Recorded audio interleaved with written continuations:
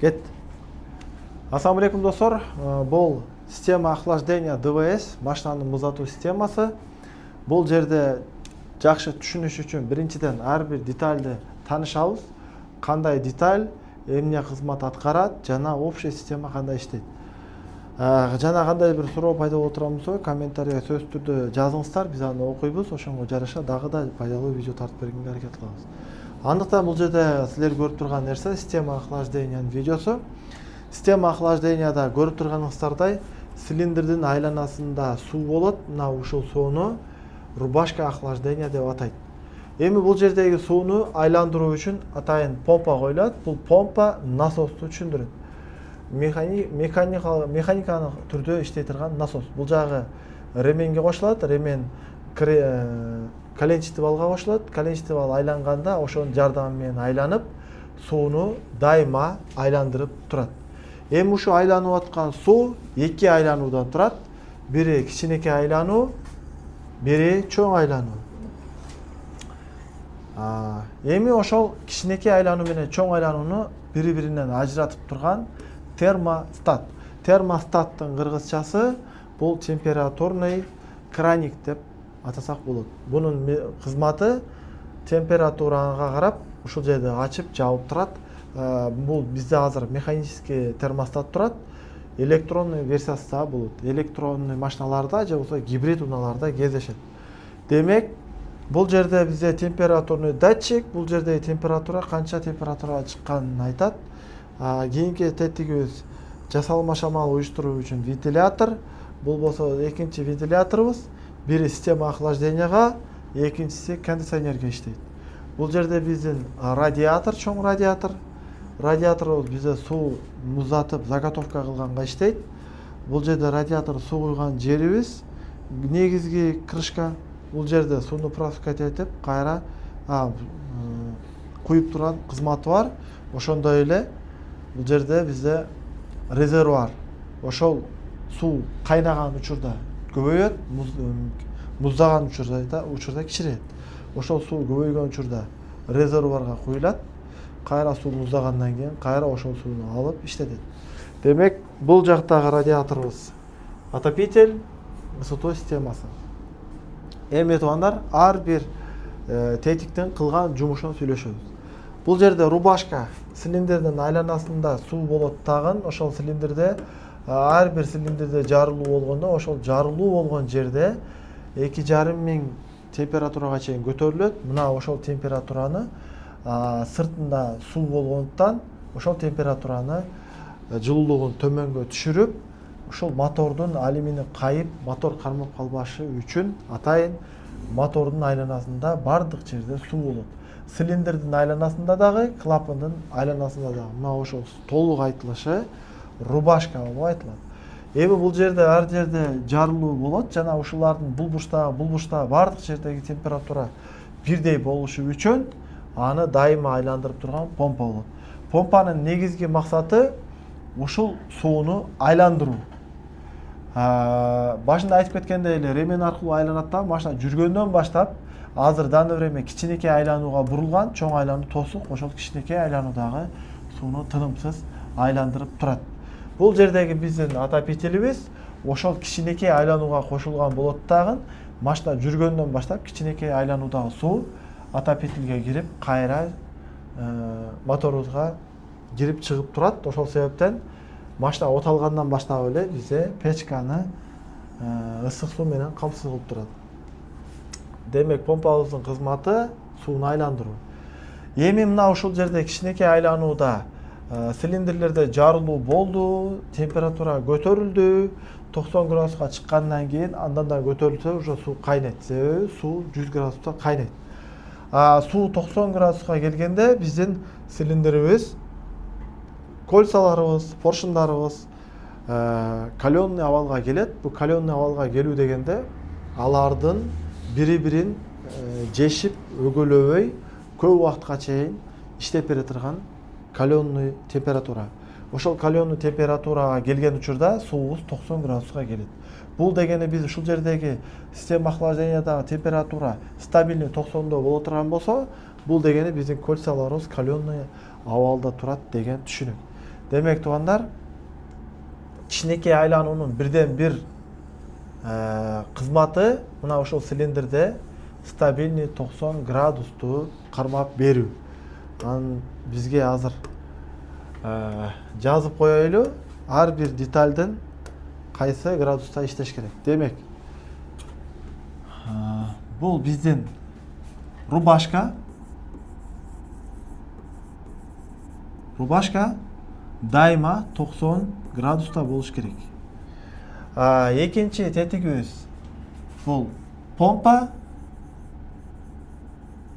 Помпа бул деген насос. Кызматы сууну айландыруу. Бул болсо термостат.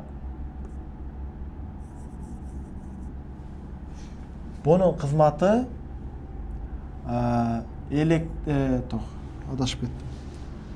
Температурный. Бунун кызматы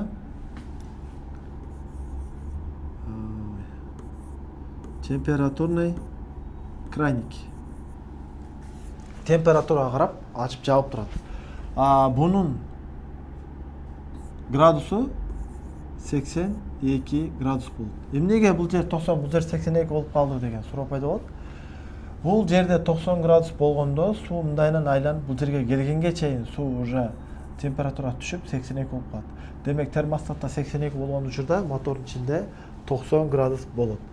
Демек, бул жер 90 градуска азыр машина от алып, ошол ар бир жарылуунун эсебинен бул жер 90 градуска чыкты. Бул дегени кичинекей айлануу толук 90 градуска чыкты деген түшүнүк. Эмнеге дегенде, помпа сууну тынымсыз айландырып турат. Ошол 90 градуска чыккан учурда термостатыбызга 82 градус келет. Ошол учурда термостат сууну бул жак кайнап кетпеш үчүн бул жерден келип аткан муздак суудан азыраак кошот. Бул жактан ысык суу келе берет, бирок ошого бир аз муздак суу кошуп, чабыштырып 90 градусту кармаганга аракет кылат. Эгерде 90 градус түшпөй дагы да көтөрүлүп кете берсе, машина подъемго чыгып кетет, газовать этип атат. Андай учурда бул жактан кошулуп аткан муздак сууну дагы да көбөйтөт. Көбөйтүп отуруп, такыр жетишпесе, анда кичинекей айланууну толук тосот дагы, чоң айланууну толук ачып коет. Ошол учурда бул жака муздак суу келип, температураны түшүрөт. Эми караңыздар, мына ошол нерсе болгондо, бул жердеги маселе кандай болот? Азыр бунун баарын өчүрөйлү. Эми ошол маселе уюштурулду, бул жактан муздак суу аралашты. Бул жерде демек бизде муздак суу бул жака киргенден кийин ысык суу бул жака кирип калды. Бул учур кайсы учурда болот десе, машинаны айдабай бир жерде туруп калган учурда мына азыркы биз айткан нерсе кездешет. Эми ошондо бул жердеги суу дагы азыркы учурда бул жердеги суу дагы 90 градус, бул жердеги суу дагы 90 градуска чыгып калды. Эми бир аз туруп бул дагы көтөрүлөт. Бул сууну кайрадан алып киргенде бул муздатылбаган, ошондо температура андан дагы көтөрүлүп кетет. Эми ошон үчүн бул жактагы турган сууну заготовканы муздатышыбыз керек. Муздатуу үчүн негизи машинаны айдаганда машинанын алдынан болгон табигый поток воздух менен негизи муздатылат. Бирок машина бир жерде турган учурда, мына бул жерде мына вентиляторубуз, мына сүрөттө анча көрүнбөй калыптыр. Вентиляторубуз жасалма шамалды уюштурат. Бул биринчи вентилятор негизги охлажденияга жооп берет, ал эми экинчи вентилятор кондиционерге, бирок аябай катуу ысып кеткенде экөө бир убакытта иштейт дагы. Бул жердеги заготовканы муздатып берет. Машинаны айдап бараткан учурда болсо, машинанын алдынан өзү поток шамал урган шамал муздатып жетишет. Демек, бул жерде заготовка дайыма даярдалып турат. Ал эми бул вентиляторлор команданы кайсыл жактан алат десе, бизде блок управления EBU деп коебуз. EBU бул жердеги температурный датчигибиз. Температурный датчиктин температурасы EBUга келип айтат. Бул качан температура 90 градуска чыкканда компьютер суунун кайнаганын сезет дагы. Бул жерде биздин эбу менен реле вентилятордун аралыгында реле болот. Реле баарыбыз релени билип эле жүрөбүз. 30-87 силовой управлениялар. Управлениянын бир жагына питание берет. Экинчи жагы через замок плюсовой болот. Бул жерде дагы милдеттүү түрдө 12 вольт плюсовой через предохранитель болот. И 87 контакттарды мындай кылып берилет. Эми бунун массалары естественно уже прямой масса болот. Көрүп турганыңардай мына ушул система менен иштейт. Датчик 90 градуска чыкканда компьютерге айтат. Компьютер релеге задание берет. Реле болсо бул жактан уже келип турган питанияны бул жакка өткөрүп берет. Демек бул жерде 90 градус уже болгондо вентилятор автоматтык түрдө бул системасы менен иштеп баштайт. Бул вентилятордун жасалма шамалдын иштешинин системасы. Негизи тактап айтканда, туугандар, бул системалар эгер машинаны айдап бараткан болсо да, муну алдынан айдап баратканда алдынан негизи шамал болот. Ошол шамал болуп аткан учурда жасалма шамалдын кереги жок. Качан жасалма шамал керек болот десе, машина бир жерде кыймылдабай турган учурда ошондо жасалма шамал уюштурулат. Биздин бул общий негизги системабыз машина жүргөндөн баштап помпа айланат, демек суу тынымсыз айланып турат. Бул жердеги 90 градуска чыккандан кийин термостатыбыз ачат. Ачкан учурда эмне болот десе, толук бул суу бул жака өтүп кетпейт. Бул жердеги айлануу дагы өзүнүн кызматын аткара берет. Болгону бул бир аз ылдыйга түшүш үчүн бул жерден бир аз музак суу кошулат. Ошентип бул жер 90ду кармайт. Эгер бул жакта музак суу калбай калса, анда жасалма шамал иштеп баштайт, же болбосо алдыдагы шамал болгондо ошо менен муздап, бул жерде ар дайым муздатылган суу турат.